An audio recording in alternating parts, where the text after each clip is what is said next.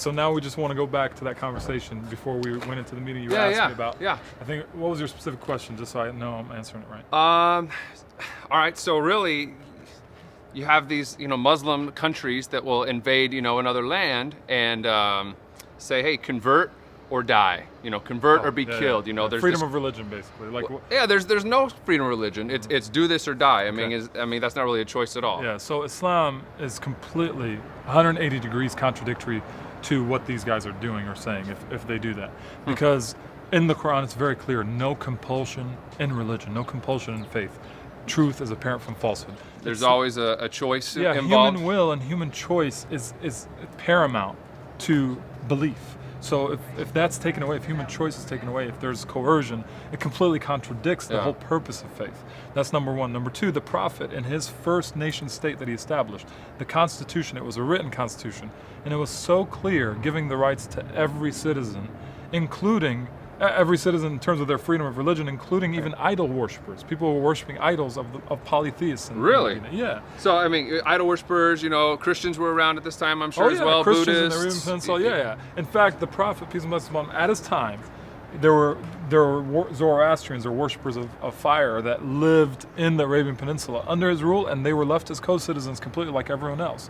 And during his successors' times, there was a man named Amr ibn al-As, for instance, who was the one who actually opened Egypt and freed it from the Roman colonization. Okay. And at the time, there were churches in Alexandria that had been sort of neglected and needed to be rebuilt.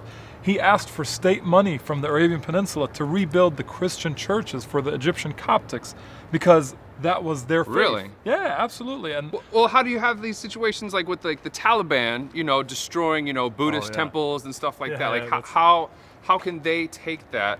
I mean, if this is the way that Islam started with this constitution, help this make sense for me, man. I know. It's mind-boggling, because even, in fact, that exact example you just used, the Buddhist statue in Afghanistan, that was actually ruled. Afghanistan was ruled by a direct companion of the Prophet, and it was left untouched. It was left unharmed. That same Buddhist statue that existed at that time. So this is like a venerated figure in Islam, like somebody who any Muslim would want to, follow his example. Exactly. Absolutely, and no one can say that he wasn't upon the right example, because he was a direct companion of the Prophet. Yet the Taliban did that to that Buddhist statue. So what's clear is that the information or the misunderstanding or the misguided notions that they have are completely politically and emotionally driven. They're not representative of the faith. The faith guidance is clear in the sources, and the sources are the Quran and the prophetic tradition. And again, freedom of religion is not only a core tenet, it's to be fought for